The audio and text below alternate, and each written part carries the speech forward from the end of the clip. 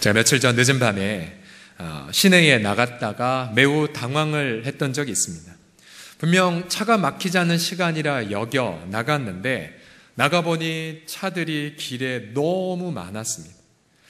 그렇다고 사고 때문도 아니었습니다. 밤 11시가 넘어서 제가 저희 어머님 모셔다 드리고 또 저희 처가댁에 뭐 좀 배달을 좀 해드리려고 효도 좀 하려고 늦은 밤에 나갔지만 한강대교가 앞뒤로 꽉 막혀 있었습니다. 최근에 부정부패 방지법이란 김영란 법 때문에 이제 저녁의 삶이 회복될 거란 보도가 무색할 지경이었었습니다. 참 우리 한국 사람들 바쁘고 가정과 함께 보내기가 너무나 어렵구나라는 생각을 하던 차이에 그 다음날 아침에 한 뉴스에 이런 뉴스가 떴습니다. 어느 한 외국 은행이 가정을 꾸리기 좋은 나라를 이제 가지고 전 세계 설문을 조사했다고 합니다.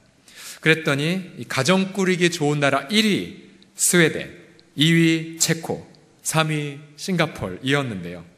한국이 몇 위인 줄 아십니까? 한국 45개의 나라를 상대로 설문조사했는데 한국은 벌써 떴네요. 45위. 일본과 중국이 우리보다 더 위에 있었습니다. 그러니 행복을 누려야 할 이 가정이 오히려 한국인들에게는 오히려 부담이 되는 나라, 얼마나 마음이 아팠는지 모릅니다.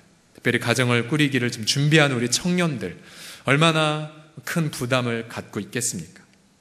이 행복한 나라의 조건이란 책을 쓰신 마이케 반덴 붐이 그 글을 보면 이분이 전 세계 행복한 나라들의 특징을 조사하기 위해 수백 명을 인터뷰를 해봤다고 합니다.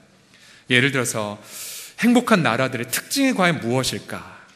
보니 행복한 나라들을 결정짓는 여러 요소들이 있었다고 합니다. 그런데 그 모든 요소들의 밑바탕에 있는 게 뭐냐면 이분에 따르면 서로 신뢰하는 것에 있다라고 말합니다. 예를 들어서 지갑에 이제 돈을 넣고 길에 떨어뜨려 놔도 100이면 100 주인에게로 돌아오는 나라. 또 난생 처음 보는 사람이라 하더라도 무턱대고 믿어주는 나라. 그런 나라들이 바로 행복한 나라라고 저자는 말해주고 있습니다. 제가 이 책을 보면서 한국 교회의 시대적 사명이야말로 우리의 한국 사회를 신뢰하는 공동체로 세워가는 것. 그래서 정말 가정을 꾸리기에도 좋고 일하기에도 좋은 나라로 세워가는 것.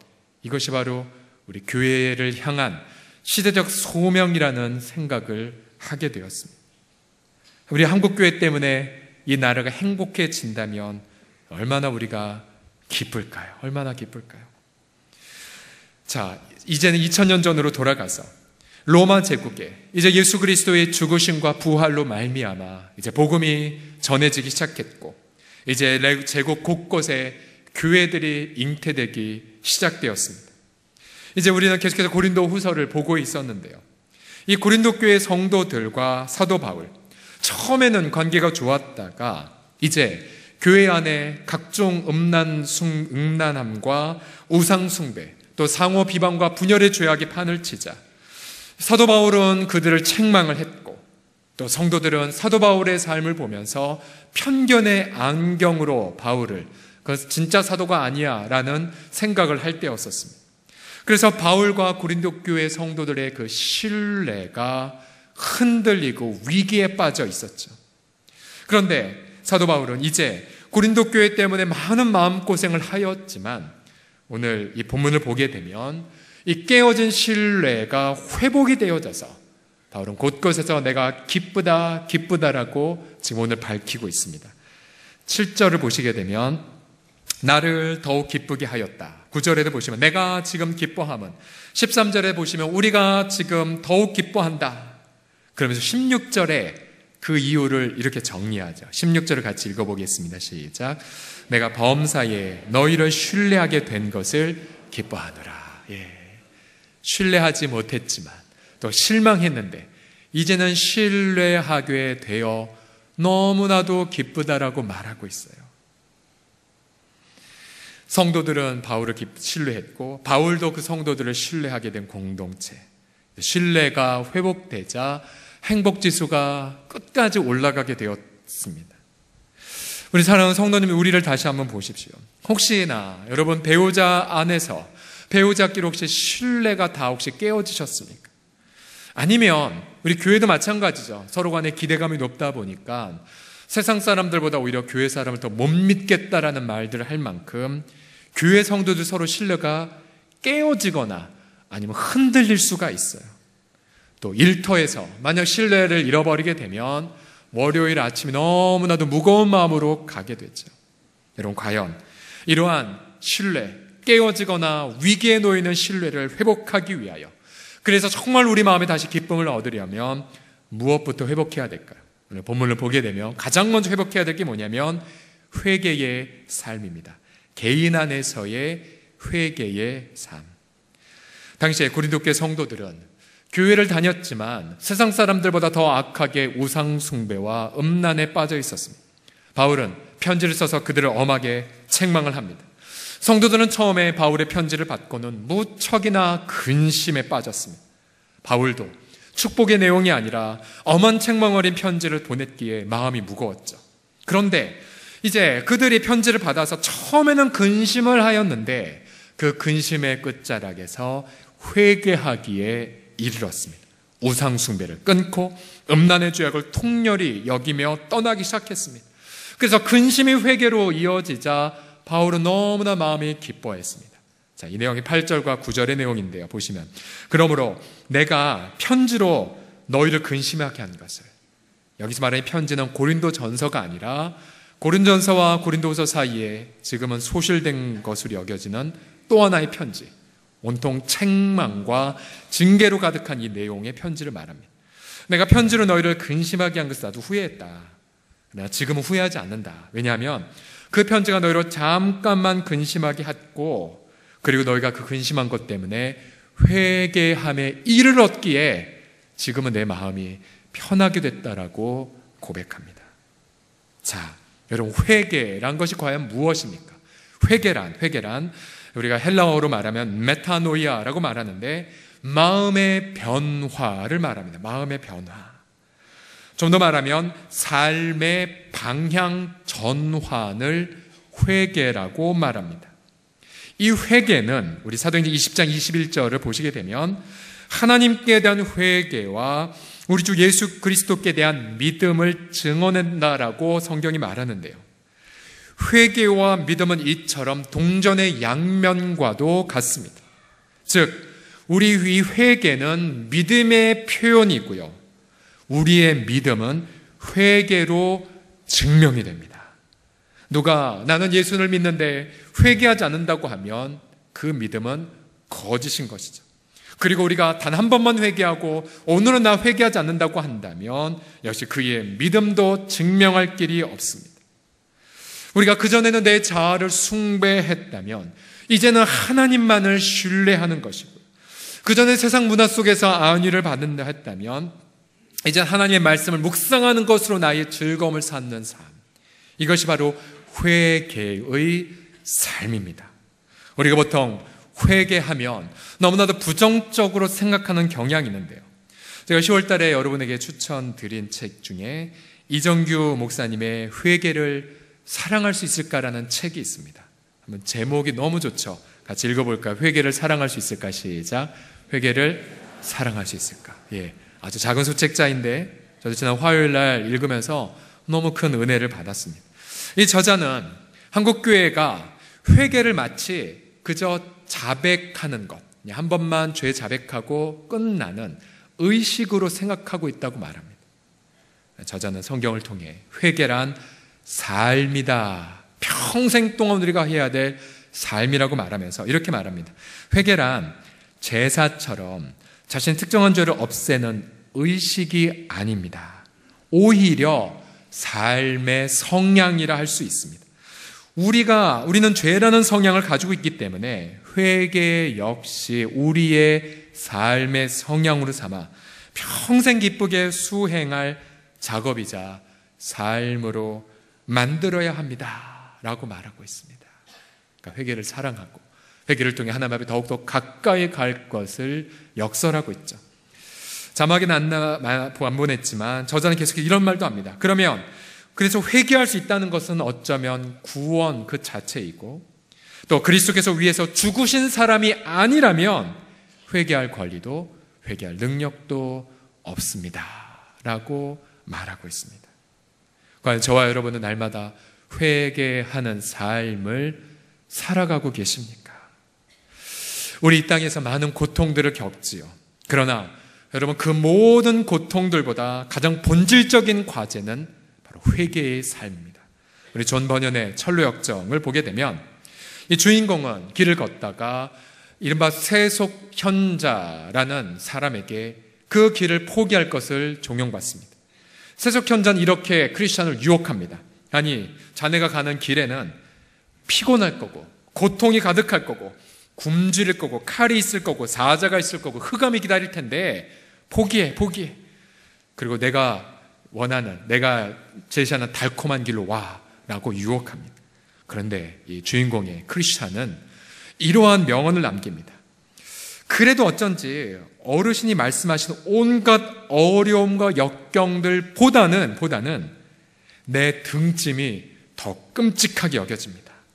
이 보따리에서 벗어날 수만 있다면 도중에 어떠한 어려움을 만나든 신경 쓰지 않겠습니다 라고 거부해요. 여기서 말한 등짐은 무거운 죄짐을 상징하는 것입니다. 결국은 이 존 버년도 철로역정을 통해서 인생의 가장 본질적 과제는 외적인 고통이 아니라 바로 내적인 회개, 죄 문제임을 말하고 있습니다. 우리 본문의 10절에 보게 되면, 그러나 이 땅에는 많은 사람들이 하나님의 뜻대로는 회개보다는 세상 근심에 빠져서 진정한 회개를 거부하고 있음을 말해줘요. 10절을 다 같이 읽어보죠. 본문의 10절 시작.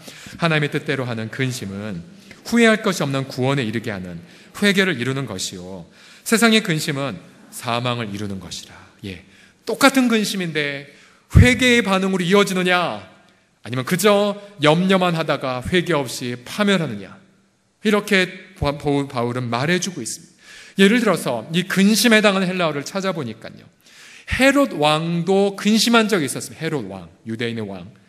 그는 이제 자기의 생일날 자신의 딸이 자기를 위하여 기쁘게 이제 춤을 춰주자 너무 마음이 기쁜 마음이지 소원을 다 이뤄주겠다고 말합니다. 그때에 그 딸은 사악한 엄마의 사주를 받아 세례 요한의 머리를 지금 나한테 주어서 제 정반에 담아달라고 말합니다. 그때에 성경은 말하죠. 헤롯 왕이 심히 근심했다고요. 문제는 뭐냐면 근심했을 때 회개한 것이 아니라 자기의 한 말과 곁에 서 있는 사람들의 자기의 체면 때문에 그 얼토당토한 요구를 수락합니다. 의인을 죽이는 끔찍한 죄악을 저지르죠. 또 이 성경에 나와 있는 어떤 부자 청년도 심히 근심한 사람이었습니다. 예수님이 그에게 너 재물을 팔아서 가난한 자들이 나눠주고 그럼 하늘의 보화의 창고가 있을 거야. 하늘의 창고에 보화가 있을 거야. 그리고 나를 쫓을래?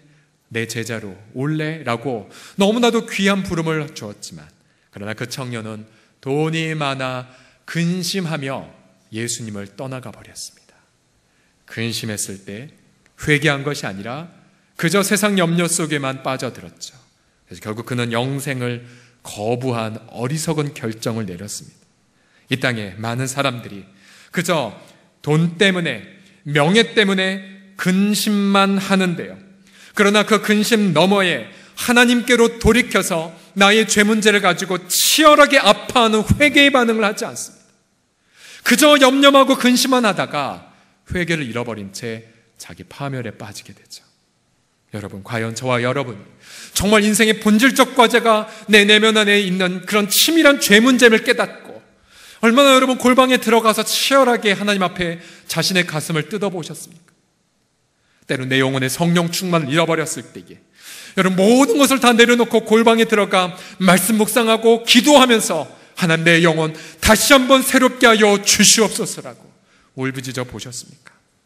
깨어진 심령을 부여잡고 내가 다시 과거로 돌아가는 것 같아, 내 영혼의 새로운 갱생을 잃어버리는 것 같아, 혹은 말씀의 즐거움을 잃어버렸을 때에 모든 것을 다 포기한 채 주 앞에 부르짖어 보셨습니까? 저는 목양자로서 때로는 기쁨을 잃어버린 성도들을 대할 때 이런 마음에 큰 부담이 있어요. 어떤 부담이냐면 입술로는 외적인 고난 때문에 힘들다고 얘기하는데 그러나 혹시 그의 내면 안에 자기의 배우자에게도 털어놓지 않은 내면에 묶여있는 죄가 있는 거 아닌가?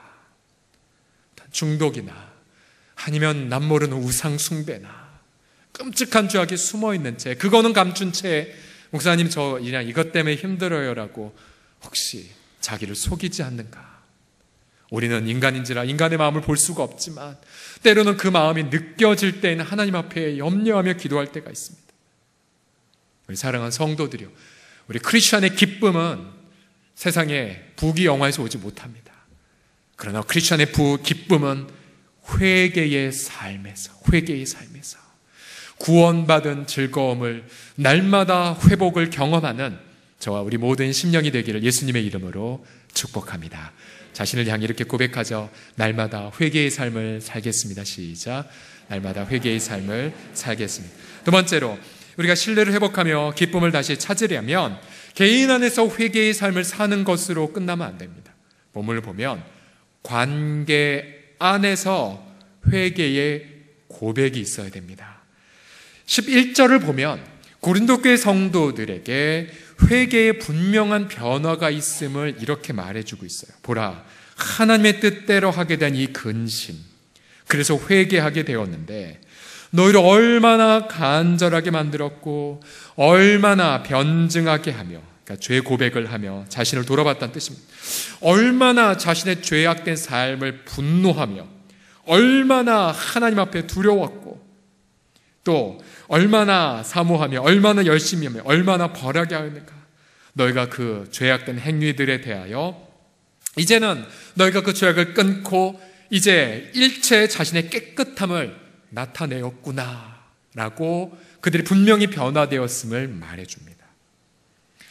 그런데 흥미로운 것은 다시 11절을 보시게 되면 중간에 이 모든 두려움, 분함, 이 모든 것 중에서 얼마나 사모하게 하며라는 문구가 눈에 띕니다.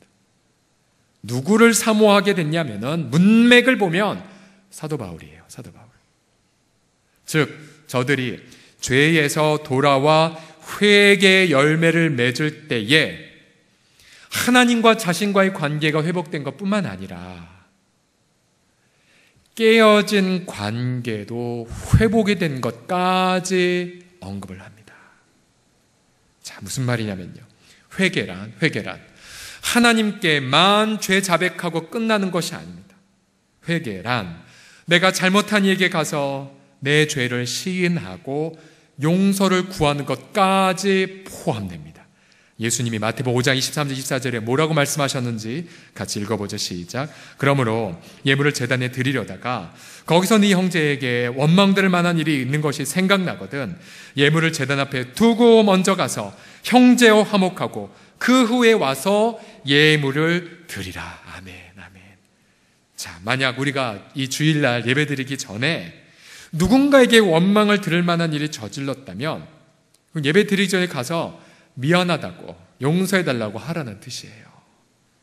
보통 우리가 이제 주일날 이제 2부 예배 때 주차장이 지금 난리가 아니지 않습니까? 근데 만약에 여러분 주차할 때에 이런 생각을 하는 사람을 상상해 보십시오. 내가 하나님께 예배하는데 저기 빈자리 그냥 누가 빈자리에 주차하려는 것 무시한 채 그냥 경적 울리면서 빡 놓고 미안하다는 말 없이 바로 올라와서 내가 예배하는데 그러면 이 예배를 받으신다고요? 안 받으세요. 하나님이 안 받으세요. 보통 주차장에 은혜가 충만하다고 하지 않습니까? 왜냐하면 주차장에서 가장 많은 은혜를 쏟기 때문에 그래서 우리는 주차장이든 혹은 들어오거든 또 아마 요즘 엘리베이터 앞에서도 은혜가 충만할 것 같습니다. 엘리베이터 기다리다가 은혜 쏟을 수가 있기 때문에. 그래서 우리는요, 하나님 앞에 예배 드리기 전 누군가 내가 잘못한 사람이 있으면 가서 먼저 이러셔야 돼요. 미안해요. 내가 잘못했어요. 또 반대로 내게 뭔가 죄를 범한 사람들 앞에서 어떻게 해야 됩니까? 마태복음 6장 15절에 보시면 예수님 말씀하시죠. 너희가 사람의 잘못 용서하지 아니하면 너희 아버지께서도 너희 잘못 용서하지 않으시라고 말씀하셨어요. 그래서 결국은 회개의 삶은 반드시 인간관계 안에서 자백의 형태로 표현돼야 된다는 사실이에요. 얼마 전에 제 지인 중에, 우리 교인은 아니신데 70이 넘으신 또 신앙생활도 너무나 잘하시는 분이 저한테 이런 걸 고백해 주셨어요. 목사님 아마 기억하지 못하시겠지만 제가 목사님께 10년 전에 저지른 잘못을 회개하고 싶습니다. 아니 10년 전이요? 제가 아무리 기억을 돌려도 생각이 안 났어요. 근데 목사님이 제 기억을 돕더라고요. 목사님, 10년 전 여름에 폭우 중에 단기성에 떠날 때 있잖아요.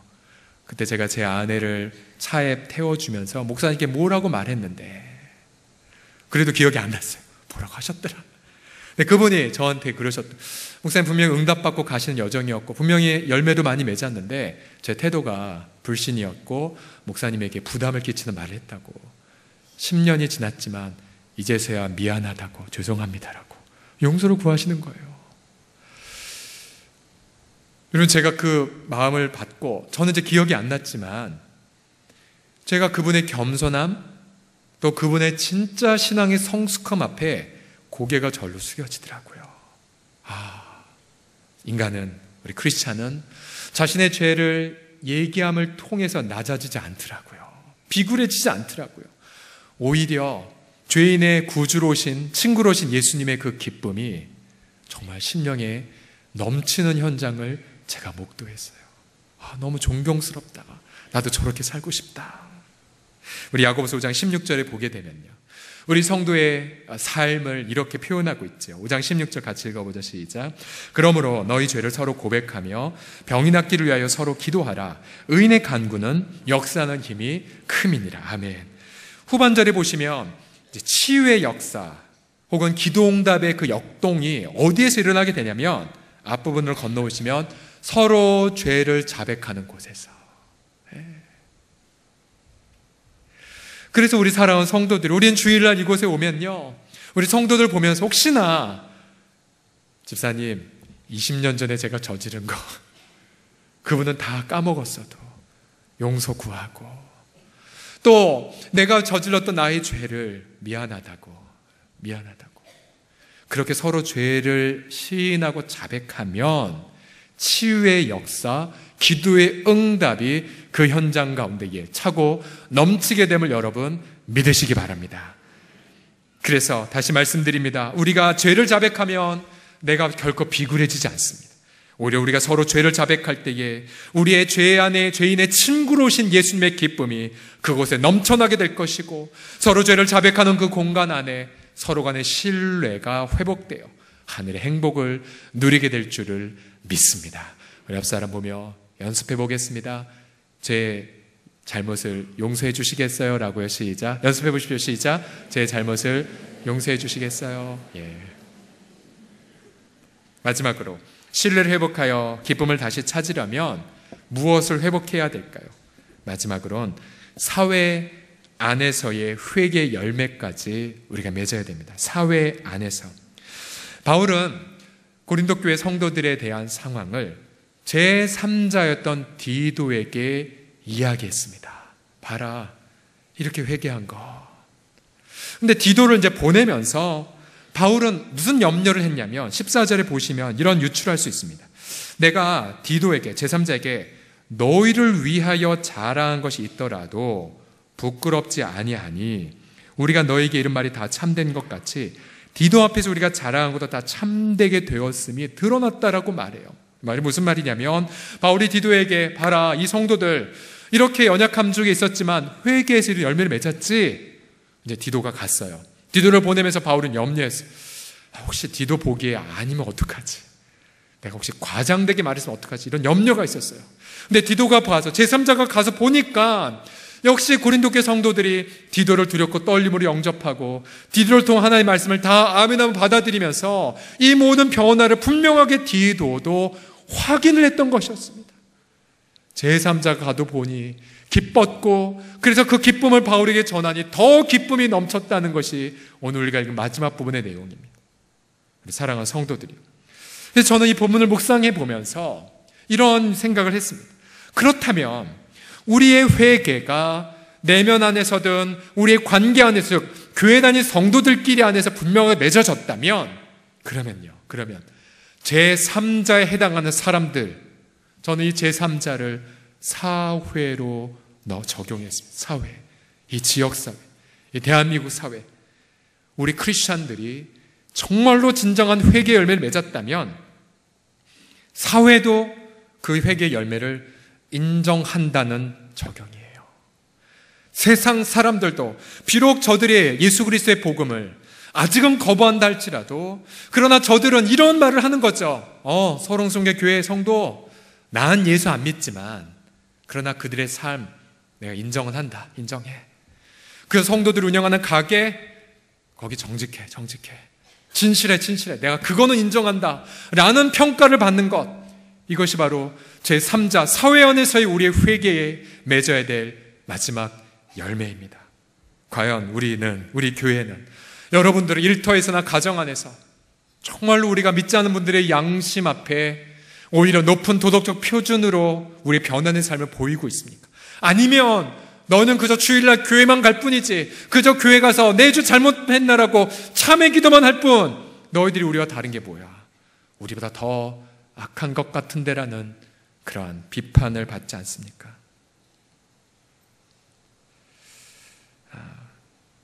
보통 설교의 마무리는 좀 긍정적으로 밝게 마무리를 하는데, 이번 주는 정말 그러고 싶지가 않는 부분들이, 우리 한국교회의 무분을 생각할 때마다 사도 바울이 얘기했던 하나님의 뜻대로라는 근심의 한복판 안에 그냥 머물고 싶을 때가 많습니다. 지금은 축제를 즐길 때가 아니라 마치 예루살렘에 불타는 그 장면을 통곡으로 바라보는 예레미야의 심경이 우리 크리스찬이 가질 심경이 아닐까라는 생각될 때가 많이 있습니다.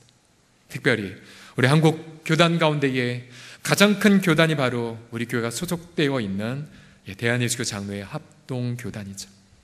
우리는 한때 장자교단이다라고, 한국에서 가장 모범적인 교단이라는 자기 자만 속에 빠져 있었죠. 그러나 지금은 여러분 아시지요? 언론이나 뉴스, 합동교단이 얼마나 무서운 지탄의 대상이 되어버렸습니까? 이미 되어버렸죠. 다른 교단 분들하고 교제해 보면 우리 교단 너무나 너희 교단 왜 그러냐고, 한국교회 뭔가 사고 일으키고 무리 일으킨 사람은 다 너희 교단 사람이라고, 왜 그러냐라는 말들을 많이 듣습니다. 안타깝게도 우리 교단은 자정 능력을 잃어버린 듯합니다. 왜냐하면 범죄한 리더자들에 대한 명백한 징계를 사회법에서도 이미 해버렸고, 사회적 상식 안에서도 이미 해버렸어야 될 징계들이 정확하게 되지 않고 있기 때문이죠. 그래서 이러한 자정 능력을 상실한 것 같은 고통 앞에 한 신학대학교 교수님이 교단의 총회 마지막 날 이러한 글을 남겼습니다. 이번 결정은 교회 지도자들이 얼마나 영적으로 둔감하며 도덕적으로 해이한지를 여실히 드러내며 한국교회가 자정 능력을 잃었다는 사실을 구체적으로 입증해 준 사건이다. 쇠락해 가는 한국교회의 어두운 단상을 보는 듯하여 가슴이 예리다라고 그렇게 말했습니다. 전 이 자리에서 구체적인 것들을 다 말하고 싶지 않습니다. 만약 사도 바울이 우리 교단이나 우리 한국교회를 바라본다면 그건 어떠한 심경으로 편지를 썼을까요? 얼마나 많은 책망, 얼마나 많은 눈물, 얼마나 많은 고통 속에 회개를 촉구하는 편지를 써내려갔을까요? 우리가 아무리 교회 예배당이 높고 아무리 전 세계에 유수하게 큰 대형교회들이 한국에 머물러서 자랑한다 할지라도, 그러나 믿지 않는 분들의 양심 앞에서 우리 크리스찬들의 분명한 회개에 합당한 열매를 보이지 못하고 있다면 주일날 우리가 아무리 축제를 즐긴들 무슨 소용이 있겠습니까? 이 사회에 깨어진 신뢰, 이 사회의 바닥까지 내려 행복지수를 올리는데 무슨 힘이나 됐겠습니까? 여기에 우리의 고통과 여기에 우리의 아픔이 있습니다. 우리 교회는 어떨까요? 물론 하나님이 많은 은혜를 주셔서 너무 어려운 경제 상황 속에서도 불구하고 우리 교회 건물 부채 조기 상환하게 하셨죠. 그러나 부채 상환 교회 사명을 이룬 것이 아니라 이제 교회의 본질적인 사명으로 진짜 헌신하기 위한 출발점에 불과합니다. 우리 자랑할 수가 없습니다. 교회가 왜 이 땅에 존재하죠? 우리 교회가 왜 지역에 하나님이 세워주셨습니까? 분명하죠. 한 영혼 섬기기, 한 영혼을 위해, 그 한 영혼을 위해 우리의 복음을 나누고요, 또 그 한 영혼을 위해 이 그리스도의 사랑을 증거하기 위하여 우리가 여기에 존재하는 것 아니겠습니까? 우리가 이 가을에 한 손에 복음 들고 한 손에 사랑 들고 한 영혼에게로 간다고 기도하고 있죠. 우리 다음 주에는 금요일과 토요일 날 또 우리 사랑의 바저회 수익금을 통하여 우리가 소외된 이웃에게 나누기 위하여 우리가 헌신의 긍휼의 삶의 예배죠. 삶의 예배. 이미 많은 지체들이, 이미 지난주에도 많은 분들이 하루 종일 호박 껍질도 까시고, 그죠? 이미 막 주방에 상주하시고 노심초사하시고 날씨 위해서 기도하시고, 이미 우리 여성 동지들은 막 땀 흘려 이미 헌신하고 계세요. 너무 미안한 게 많죠. 그래서 우리 자매들에겐 아직은 현실 불가능한데 이런 얘기를 하죠.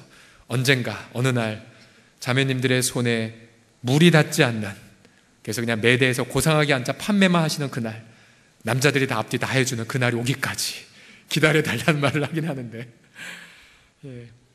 제가 어제 그동안 우리 바자회 수익금이 어떤 용처에 쓰였는지 쭉 리스트를 좀 자세히 봤어요. 그랬더니 보통 이제 수익금이 나오면 정리하고 나서 연말쯤부터 집행이 되는데요, 극빈 가정들, 믿는 사람이든 안 믿는 사람이든, 장애인 가정, 믿는 사람이든 안 믿는 사람이든, 또 장애인 시설, 독거노인, 장기 환자, 또 미자립계 목회자, 여러분도 아세요. 여러분이 작년에 했던 그 수익금이 저기 소외된 나라에 그 자전거로 이렇게 다 들어가서 너무나 복음 전파에 큰 기여가 됐다는 제가 감사페이 편지도 제가 받은 적이 있습니다. 한부모 가정 등 저희가 많은 사랑을 나누었어요. 많은 사랑을. 그런데 여러분, 제가 이런 부분을 나열해도, 그래서 보통 어떤 사람들은 에이, 홍성교회 정도면 잘하고 있는 거야 라는 칭찬을 받지만, 근데 우리 가운데 보면 어느 누구도 그런 칭찬에 만족이 안 되더라고요. 다들. 오히려 저희들은 이런 마음이 있어요. 죄스러운 마음이 있어요. 죄스러운 마음. 아직 우리 할 일 다 못했다. 아직 우리 할 일 시작도 못했다는 마음들 많이 갖고 계세요. 오히려 그 마음은 어느 한 지체에 이런 기도 제목으로도 이렇게 표현되어 있죠.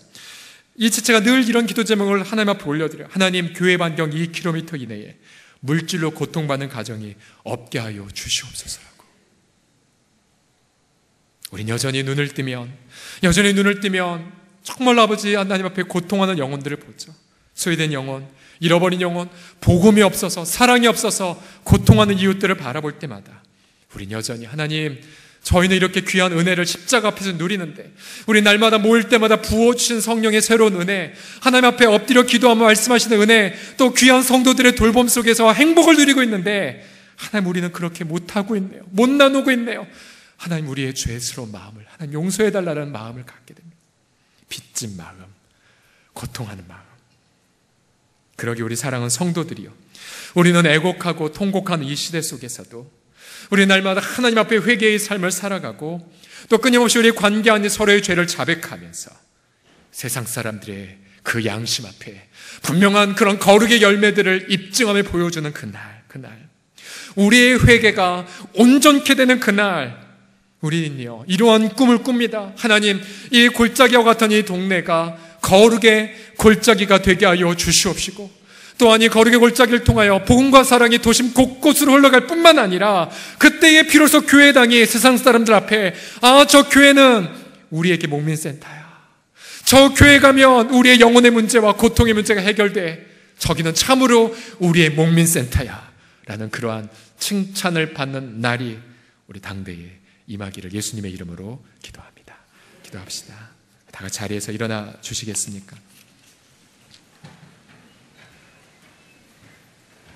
오늘 이 시간 예배 가운데 주신 이 마음을 부여잡고 우리 아버지 앞에 나아가게 될 때에, 여러분 기억하십시오. 내가 겪는 외적인 어떠한 고통보다 가장 큰 고통은 내 등에 무겁게 있는 무거운 죄짐이라는 그 사실을 인지하면서 회개를 잃어버리셨습니까? 날마다 말씀과 성령, 말씀과 기도 앞에 회개의 삶을 살아가십시오. 또 아직까지 배우자 사이에 그 알량한 교만으로 인하여서 그렇게 죄를 서로 자백하지 못하고 계십니까? 말씀드렸죠. 죄 자백함을 통해 내가 낮아지지 않는다고요. 예수님의 그 기쁨 임할 때까지 가정과 일터에서 또 교회 안에서조차도 깨어진 신뢰가 있으며 서로 용서를 구하는 기도 오늘 하십시오. 그리고 사회에서도 아름답게 몸인세들을 세워진 그날까지를 바라보며 이 시간 회개와 결단의 고백 아버지 앞에 드리겠습니다. 기도합시다.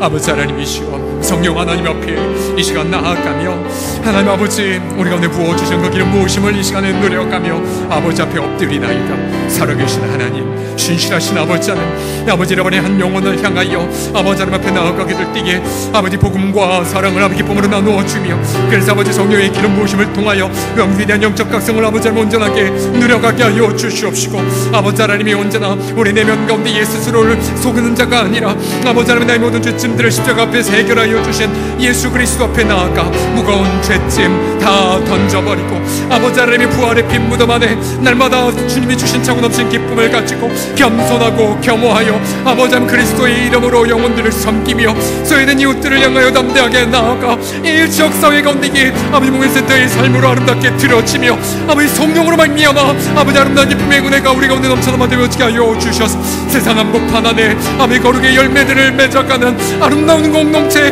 그래서 우리 때문에 이 한국사회가 행복해지며 우리 때문에 아버지 하나님의 한국교회가 아버지 하나님 행복하여지는 진리의 아름다운 아버지 목판들이 주여 되게 하여 주시옵소서.